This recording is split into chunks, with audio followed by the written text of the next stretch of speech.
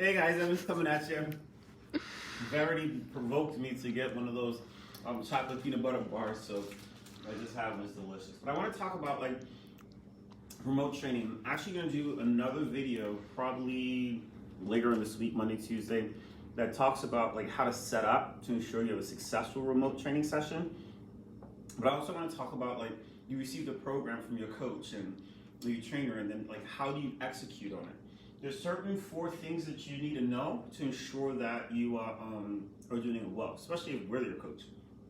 One is something called RPE, stands for rate of perceived exertion. And basically it's how hard you think you went during that time frame. That's gonna change, and your ability to recognize RPE is gonna change over time. So initially when you first start working out, you're like, oh, I did like 10 squats. That was like everything I could possibly do. And then there's certain points in your training experience where you overestimate what you think you could do. So RPE is a good way of keeping you fine-tuned. What is it? If let's say someone gave you, he said, I want you to do 3 sets of 10 squats, since I'm talking about squats. You know, there's 3 sets of 10 squats, right? And it was dumbbell squats, so 3 sets of 10 dumbbell squats in there. The first question is like, how much weight do I use? Well, if you're training on your own without a coach, it's best to stay within around 8 RPE. Meaning, you stop at a number, you stop where you feel like you could have done 2 more. So you pick a weight and you squat, and if you feel like you could have done 5 more, that's an RPE of 5. That means, you know, of 1 to 10, that was like a warm-up. If you feel like you could have done, 2 more, that's an RPE of 8, in there. Now, even if they said 3 sets of 12, you can still use the same concept. If I felt like I could do 2 more, that was an RPE of 8. But if I felt like I could do no more, it's an RPE of 10. The reason why I say stay at 8, because even if you started at 20 pounds, you will progressively increase your weight by 10% each week, right? So 10% may be, since you may not have 12-pound dumbbells at home to take you to 24 or 22 pounds with 11s, you may just say, hey, I'm gonna do those extra 2 reps. But that RPE of 8 is still gonna be there, so you're gonna continue to go up, and then you can just add more and more weight. But if you feel like, man, I can do like 20 of these things, and they tell me to do 8 of them or 10 of them, that means I should be able to increase the weight dramatically. So that's the first thing, is RPE, the rate of perceived exertion. Your warm-ups should be at a 5. So your warm-up should be an RPE of 5. So let's say on the dumbbell squats, if you can take 2 20s on there, and you can do 12 squats, and 12 would be an RPE of 8 to 9, that means your warm should be with 10 pounds dumbbells. You should feel like you should do 40 or 30 of them. So that's RPE, rate of perceived exertion. Stay at about an 8. Once you get a little bit advanced, maybe you can take it to a 9, but I would not personally go at over 9 without a spotter, because my risk for injury is going to be higher. I don't want to get stuck here under the bar, and there's no one to help me. That's a gym meme. You don't want to become a meme. So the second thing I want to talk about is this idea of supersets. A superset is when you switch from one exercise to another exercise with minimal rest.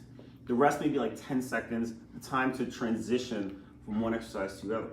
A giant set is the same idea of a superset, just means that there's more than 2. So typically someone says superset, they're talking about 2. Giant set could be 3, 4, 5 even, of just back-to-back things without a real break. So if you see your exercise, and the way we annotate a superset is using letters and numbers. So you may see it says, hey, you have dumbbell, let's just do dumbbell squats, and then you have dumbbell deadlifts. Excuse me. You'll see in our programming tool, in our app, it'll look like this. You'll see this little squiggly thingy. Don't ask me what it's called. I didn't pay attention to school for it. But in the notes, under the dumbbell squats, there'll be this little note that says A1. And that'll be the dumbbell squats. And then for the dumbbell deadlifts, it'll say A2. If there's an A3, that means there's a 3rd exercise to do, but you do all the A's and then you take a rest. So you'll see A, and then that's where the rest comes in. It'll say rest 45 or 45 seconds, depending on how we're feeling. That just means whatever your rest is always in seconds. So, that means you're gonna do dumbbell squats, then you're gonna do dumbbell deadlifts, and then you're gonna rest for 45 seconds. So if it's 3 sets of 10 and 3 sets of 12, you'll do 10 of these, 12 of these, and then you rest. And 10, 12, and then you rest. So that's how you do that component. The last piece I want to talk about is this idea of time under tension. Basically, the way you can start building muscle and really shaping your body is by putting more and more load on your body. I could do probably a 30-minute talk on time under tension, but I'm not going to do that. What I'm going to do here is just show you how do you know how to do it. So we call it time under tension. You'll see numbers. So let's go back to this dumbbell squat in here. And I'm so glad that we type everything out, so it's pretty easy for you. But you'll say A1, and it'll say 4-0-2-0. Right? So that means that I'm going to go down at a 4 count. You always start with the shortened length of the muscle. So when I squat, for an example, I should have picked something else besides squatting, but my quads are shortened in this way. When I bend my knee, my quads actually lengthen. So this is the shortened position for my quads, which is the primary muscle that's used here, my quads and my glutes, and this is still the shortened part of my glutes. So it'll be 1, 2, 3, 4. 0 means I don't sit here, I come right up 1, 2. So it'll be 1, 2, 3, 4, 1, 2.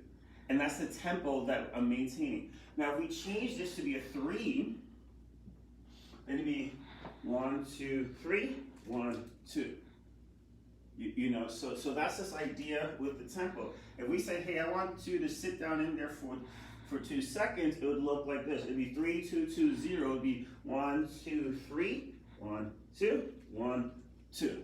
And that's time under tension. So we always start in shortened length. So for a push-up or a chest press, you wouldn't start here, you'd actually start here. So if I did 3, 2, I'm torturing myself here, but let's say if I did 3, 2, 2, 0, that means that I get in push-up position, and this is my start position. My chest is short and flexed, so it'd be 1, 2, 3, 1, 2, 1, 2, 1, 2, 3, 1, 2, 1, 2. And you notice there's no rest at the top because it's at 0.